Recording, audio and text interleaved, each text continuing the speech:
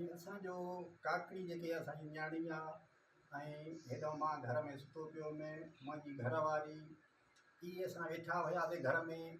असांखे ख़बर इन शइ जी तॾहिं पई त असां ते हथियार बंदन जी मथां अची कंट्रोल करे विया, गेट खां ॿाहिरों टपिया आया। तव्हांजो घर किथे आहे? साईं घर असांजो ॻोठ वॾा सुंग में घर आहे ऐं उन जाइ ते ॻोठ वॾा सुंग में ॿाहिरों घटी जेकी आहे त ओॾो गेट खुलियल हुई, ओॾो टपिया आया ऐं असां कमरे में सुत वेठो हुयुमि। मां छोकिरी सुती पई, मुंहिंजी घरवारी बि उते वेठी हुई कमरे में। जंहिंजो आया घर में घिरी त कुझु असांजे विराणे केरु आया?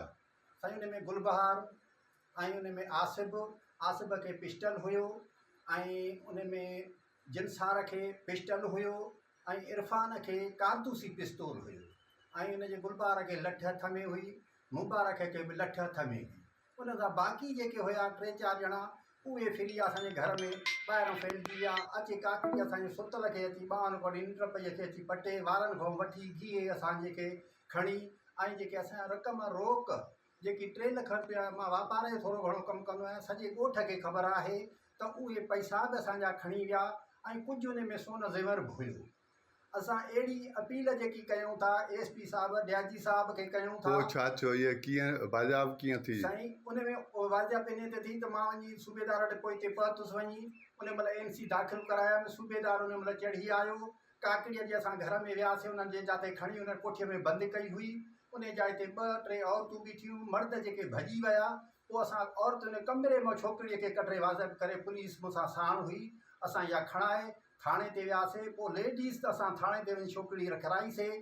उन खां ॿिए ॾींहं ते असांजी 11 बजे जेको आहे त असां कोर्ट में खोसे साहिब वटि पेश कयोसीं। उन में असांजो जेको आहे त छोकिरी मुंहिंजी उहा ई साॻी मुंहिंजी थी, उहे बि चई त मां अवे मुंहिंजो अबू आहे, हीअ मुंहिंजी अमड़ आहे। असां उहे वरिती, मूंखे चइबा हीअ तुंहिंजी न्याणी आहे, हीअ तूं पंहिंजी वठी वञी तूं भली तव्हांजो केस दाख़िल करायो, कुझु बि कयो वञी करायोसि। ऐं केस हिन महिल ताईं असांजो पुलिस दाख़िल कोन थी करे। छाजे करे?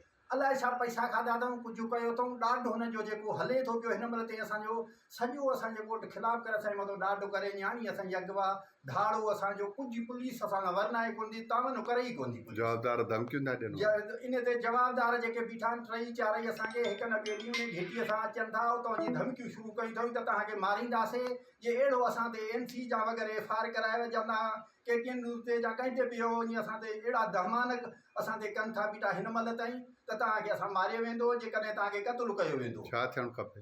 साईं असां चऊं था त इन्हनि ते असां अलाह ते रखी वेठा आहियूं। अलाह ते करे असां हिन महिल KTN न्यूज़ ते ऐं असां पुलिस ते ऐं कोर्ट खे बि दाही थिया बीठा आहियूं, एसपी साहिब खे बि दाही बीठा आहियूं, डीआईजी साहिब, AIG साहिब ते असां बीठा आहियूं त असांजो ख़ुदा हक़ु कर।